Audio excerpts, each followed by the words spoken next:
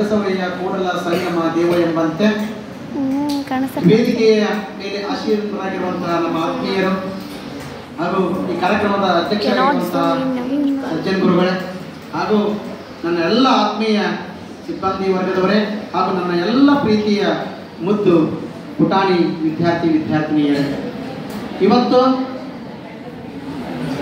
6ನೇ ತರಗತಿಯ ವಿದ್ಯಾರ್ಥಿಗಳಿಗೆ ಸ್ವಾಗತ ಕಾರ್ಯಕ್ರಮ, ಅದರಂತೆ ಸಾಂಸ್ಕೃತಿಕ ಮತ್ತು ಕ್ರೀಡಾ ಚಟುವಟಿಕೆಗಳ ಉದ್ಘಾಟನಾ ಸಮಾರಂಭ. ಪ್ರಥಮವಾಗಿ ಬೇರೆ ಬೇರೆ ಊರಿನಿಂದ ಬೇರೆ ಬೇರೆ ಶಾಲೆಯಿಂದ ಒಂದು ಸುಂದರವಾದಂತಹ ಒಂದು ಜೀವನವನ್ನು ರೂಪಿಸಿಕೊಳ್ಳಲು ಈ ಮೊರಾರ್ಜಿ ಬಂತಲಾಳ ಶಾಲೆಗೆ ಆಗಮಿಸಿರುವಂತಹ ಎಲ್ಲ ನನ್ನ ಆತ್ಮೀಯ 6ನೇ ತರಗತಿಯ ವಿದ್ಯಾರ್ಥಿಗಳಿಗೆ ಕನ್ನಡ ಶಿಕ್ಷಕರ ಪರವಾಗಿ ಹಾಗೂ ಎಲ್ಲ ನನ್ನ ಸಿಬ್ಬಂದಿ ವರ್ಗದ ಪರವಾಗಿ ಹೃದಯಪೂರ್ವಕವಾದಂತಹ ಸ್ವಾಗತವನ್ನು ಮತ್ತೊಮ್ಮೆ ಅವರಿಗೆ ನಾನು ಕೋರ್ತಾ ಇದ್ದೇನೆ. ಪ್ರೀತಿಯ ಮಕ್ಕಳೇ, ಇದೊಂದು ಅಂದರೆ 6ರಿಂದ 10ನೇ ತರಗತಿವರೆಗೆ ಅಂದರೆ 5 ವರ್ಷ ನಿಮ್ಮ ಜೀವನ ಇಲ್ಲಿ ರೂಪಿಸುವಂತಹ ಒಂದು ಸುವರ್ಣ ಅವಕಾಶ. ಯಾಕಂದ್ರೆ ಮೊರಾರ್ಜಿ ಶಾಲೆಯಲ್ಲಿ ನಿಮಗೆ ಏನು ಬೇಕೆಲ್ಲ ಸಿಗ್ತೈತಿ. ಅದ್ರ ಜೊತೆ ಒಳ್ಳೆಯ ಶಿಕ್ಷಣವನ್ನು ನೀಡುವಂತಹ ಶಿಕ್ಷಕರ ಒಂದು ಸಂಖ್ಯೆ ಇಲ್ಲಿ ಬಹಳ ಚೆನ್ನಾಗಿ ಬೋಧನೆಯನ್ನು ಮಾಡುವಂತಹ ಶಿಕ್ಷಕರಿದ್ದಾರೆ. ಅದರ ಜೊತೆ ನೈತಿಕ ಮೌಲ್ಯವನ್ನು ಜೀವನದೊಳಗೆ ಒಳ್ಳೆಯ ರೀತಿಯಾದಂತಹ ಸಂಸ್ಕೃತಿಯನ್ನು ಆ ಶಿಕ್ಷಣ ಜೊತೆ ಬೆಳೆಸುವಂತಹ ಎಲ್ಲ ಪ್ರಯತ್ನಗಳಲ್ಲಿ ಆಗ್ತಾ ಇದೆ. ಹಿಂದೆ ಏನಾಗಿದೆ ಗೊತ್ತಿಲ್ಲ, ಇನ್ನು 5 ವರ್ಷದೊಳಗೆ ನಿಮ್ಮ ತಂದೆ ತಾಯಿಗೆ ನಿಮ್ಮ ಊರಿಗೆ ಒಳ್ಳೆಯ ಹೆಸರನ್ನ ತರುವಂಥ ಮಕ್ಕಳನ್ನ ರೆಡಿ ಮಾಡುವಂಥದ್ದು ನಮ್ಮ ಎಲ್ಲ ಶಿಕ್ಷಕರ ಒಂದು ಜವಾಬ್ದಾರಿ ಇದೆ. ಆದ್ದರಿಂದ ಒಂದು ಆ ಕಲ್ಲನ್ನು ಒಬ್ಬ ಶಿಲ್ಪಿ ಹೇಗೆ ಕಟ್ಟಿದ ಸುಂದರವಾದಂಥ ಮೂರ್ತಿಯನ್ನು ಮಾಡ್ತಾನಲ್ಲ, ಹಾಗೆ ನಾವು ನಿಮ್ಮಲ್ಲಿರುವಂಥ ಎಲ್ಲ ಒಂದು ಏನಪ್ಪ ಅಂದರೆ ಒಳ್ಳೆಯ ವಿಚಾರಗಳು, ನಿಮ್ಮಲ್ಲಿರುವಂಥ ಬುದ್ಧಿಶಕ್ತಿ, ಆಮೇಲೆ ಯಾವ್ಯಾವ ವಿಷಯದೊಳಗೆ ಯಾವ್ಯಾವ ಬುದ್ಧಿಶಕ್ತಿ ಐತಿ, ಅದರಂತೆ ಕ್ರೀಡಾಲಯದೊಳಗೆ ಹೇಗೈತಿ ಅಂದರೆ ಶಿಕ್ಷಕರಾದರಪ್ಪ ಅಂದ್ರೆ ಮಗುವಿನಲ್ಲಿರುವಂತಹ ಒಂದು ಗುಪ್ತವಾಗಿ ಅಡಗಿರುವಂತಹ ಒಂದು ಚೈತನ್ಯವನ್ನು ಹೊರಗೆ ಹಾಕಿಸುವುದೇ ಶಿಕ್ಷಕರ ಜವಾಬ್ದಾರಿಯಾಗಿರುವಂಥ ಆ ಕೆಲಸವನ್ನು ನಾವು ಮನಸ್ಪೂರ್ವಕವಾಗಿ ಮಾಡ್ತೇವೆ. ಅದರಂತೆ ನೀವು ಸ್ಪಂದನೆ ನೀಡಬೇಕು. ಯಾಕಪ್ಪ ಅಂದ್ರೆ ಆ ಜ್ಞಾನದ ಜೊತೆ ಒಳ್ಳೆಯ ಸಂಸ್ಕೃತಿಯನ್ನು, ಯಾಕಂದ್ರೆ ಸಂಗನ ಬಸವೇಶ್ವರಪ್ಪ ಅವರು ನಡೆದಾಡಿದಂತಹ ಭೂಮಿ ಇದು. ಜ್ಞಾನದ ಜೊತೆ ಒಂದು ಸಮಾಜಕ್ಕೆ, ಒಂದು ದೇಶಕ್ಕೆ ಒಳ್ಳೆಯ ಸಂಸ್ಕೃತಿಯನ್ನು ಕೊಡುವಂತಹ ಮಕ್ಕಳು ನೀವು ಆಗಬೇಕು ಅನ್ನುವಂಥ ವಿಚಾರ. ಅಂದರೆ ದ್ವೇಷಕ್ಕೆ ನಾವು ಯಾವತ್ತೂ ಮನೆ ಹಾಕಬಾರ್ದು. ನಮ್ಮ ಬುದ್ಧಿಯನ್ನು ದ್ವೇಷಕ್ಕೆ ನಾವು ಕೊಡಬಾರ್ದಕ್ಕೆ ಒಂದು ಉದಾಹರಣೆ ಏನಪ್ಪ ಅಂತ ಕೇಳಿದ್ರೆ, ಪಾರ್ವತಿ ಮತ್ತು ಪರಮೇಶ್ವರ ಆಕಾಶದೊಳಗೆ ಹೋಗ್ತಾ ಇದ್ರಂತ. ಹೋಗುವಂಥ ಸಂದರ್ಭದೊಳಗೆ ಕೆಳಗೆ ಭೂಲೋಕದೊಳಗೆ ಇಬ್ರು ಗಂಡ ಹೆಂಡತಿ ಭಾರಿ ಜಗಳ ಆಡ್ಬಿಟ್ಟಿದ್ರು. ನೀನು ಎಲ್ಲಿಯವಳು ಎಲ್ಲಿಂದ ಬಂದಿ ಅಂತ ಅವನವಂತ, ನೀ ಎಲ್ಲಿಯೋ ಎಲ್ಲಿಂದ ಬಂದಿ ಅಂತ ಅಕ್ಕಿ ಏನಾಗತ್ತ, ಇಬ್ಬರು ಜಗಳ ಆಡ್ತಿದ್ರಂತ. ಅದನ್ನು ನೋಡಿ ಮಕ್ಕಳು ಗಳೋ ಅಂತ ಆಡ್ತಾ ಇದ್ರು. ಅವಾಗ ಪಾರ್ವತಿ ಹೇಳ್ತಾರಂತ ಶಿವನಿಗೆ, ಏನಪ್ಪ ದೇವರೇ, ನೀ ಸೃಷ್ಟಿ ಮಾಡಿದಂತಹ ಒಂದು ಕುಟುಂಬ ಇದು, ಅವ್ರು ಎಷ್ಟು ಇಬ್ರು ಗಂಡ ಹೆಂಡತಿ ಜಗಳ ಆಡ್ಲಿಕ್ಕಂತಾರ, ಅವ್ರಿಗೆ ಹೋಗಿ ಏನಾದರೂ ಸಮಾಧಾನ ಮಾಡಿ ಏನಾದರೂ ಅವರಿಗೆ ಉದ್ಧಾರ ಆಗುವಂಥ ಕೆಲಸ ನೀವು ಹೋಗಿ ಮಾಡಿ ಬಾ ಅಂದಾಗ ಶಿವ ಹೇಳ್ತಾನಂತ, ಅದೇನೋ ವರ್ಕೌಟ್ ಆಗಲ್ಲ.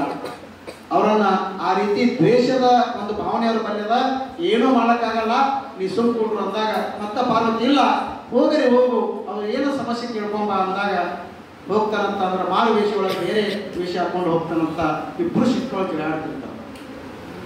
ಜಗಳದಾಗ ಅವನಿಗೆ ಹೋಗಿ ಏನಪ್ಪ ನಿನಗೆ ಏನು ವರ ಬೇಕು ಕೇಳು ಅಂದಾಗ ಅವ ಹೇಳ್ತಾನಂತ, ನನ್ನ ಹೆಂಡತಿ ಇಟ್ಟು ನನ್ನ ಮೇಲೆ ದ್ವೇಷ ಬಂದದ, ಸಿಟ್ಟು ಬಂದದ, ಆಕಿ ಹಂದಿ ಆಗಿಬಿಡ್ಲಿ ಅಂತ ಅಂತ ವರ ಕೊಡ್ರಿ ಅಂತ. ಆಯ್ತು ತಥಾಸ್ತು, ಭಗವಂತ ತಥಾಸ್ತು ಅಂದ. ಅವಳು ಹಂದಿ ಒಂದು ವರ ಬೈತು. ಮತ್ತು ಅವಳ ಮೇಲೆ ಹೋದತ್ತ, ಹಂದಿ ಆಗಿದತ್ತ. ಏನಮ್ಮ ನಿನಗೇನು ವರ ಬೇಕು ಕೇಳು, ನನಗೆ ಅಂತ ಹಂದಿ ಮಾಡಿನಲ್ರಿ ಅವ ಕಾಡಿಂದ ಹಾಗೆ ಅಂತ. ಅವ ಬಳಿ ತಥಾಸ್ತು ಅಂತ ಕಾಡಂದ.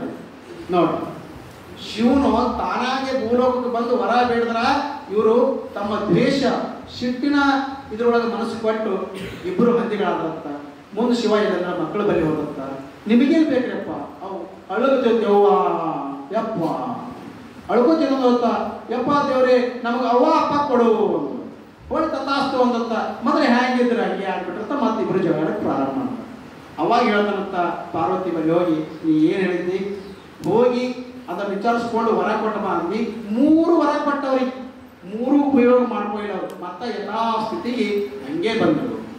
ಇನ್ನೊಬ್ಬ ಜ್ಞಾನವಂತ ಇದ್ದವ್ರ ಬಳಿ ಕರ್ಕೊಂಡು ಹೋಗ್ತೀರಿ ಬಾ ಅಂತೇಳಿ ಮಾರು ವಯಸ್ಸಿದಾಗ ಹೋಗಿ ಆ ಜ್ಞಾನವಂತಾಗ ಏನು ಕೇಳಿದ್ರಪ್ಪ ಅಂದ್ರೆ, ನಿನಗೆ ಎಂಥ ವರ ಬೇಕು, ಒಂದೇ ವರ ಕೊಡ್ತೀನಿ, ಯಾವ ವರ ಬೇಕು ಕೇಳು ಅಂದಾಗ ಹೋಗಿ ಇದು ಫಲಿಸ್ತದ ಅಂತ. ಯಾಕೆ ಮಾರು ವಯಸ್ಸಿದಾಗ ಪರಮಾತ್ಮನಿಗೆ ಗೊತ್ತಿಲ್ಲ, ಫಲಿಸ್ತದ 100% ಫಲಿಸ್ತದ, ನಿನಗೆ ಎಂಥ ವರ ಬೇಕು ಕೇಳು ಅಂದಾಗ ಅವ ಹೋದು ಸ್ವಲ್ಪ ಒಂದು 2 ನಿಮಿಷ ಅವಕಾಶ ಕೊಡಿ, ನಾನು ಮನೆಗೆ ಹೋಗಿ ಬರ್ತೀನಿ.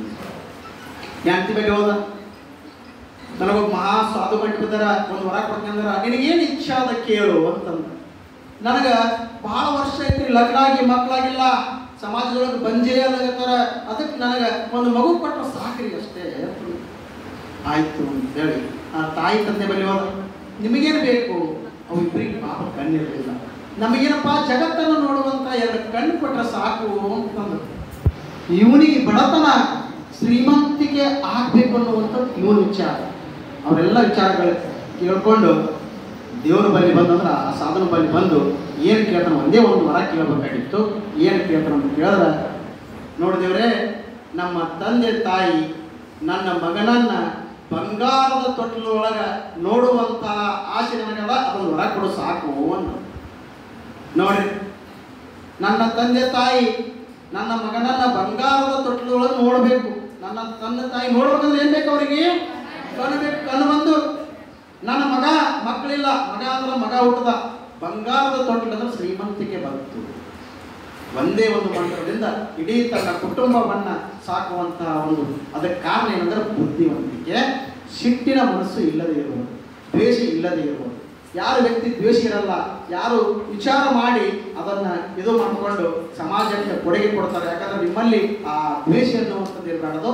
ನಿಮ್ಮ ಮನಸ್ಸು ಬುದ್ಧಿಶಕ್ತಿ ಓಡ್ತಾ ಇರಬೇಕು, ಅದು ಜ್ಞಾನದ ಕಡೆ ಓಡಬೇಕು, ಒಳ್ಳೆಯ ಸಂಸ್ಕೃತಿ ಕಡೆ ಓಡಬೇಕು ಅಂತ ಹೇಳುತ್ತಾ 1-2 ಮಾತನಾಡಲು ನಾವು ಅವಕಾಶ ಕೊಟ್ಟಂತ ಸರ್ವರಿಗೂ ಕೋಟಿ ನಮನಗಳನ್ನು ಅರ್ಪಿಸ್ತಾ ಇದ್ದೇನೆ. ಜೈ ಹಿಂದ್, ಜೈ ಭಾರತ.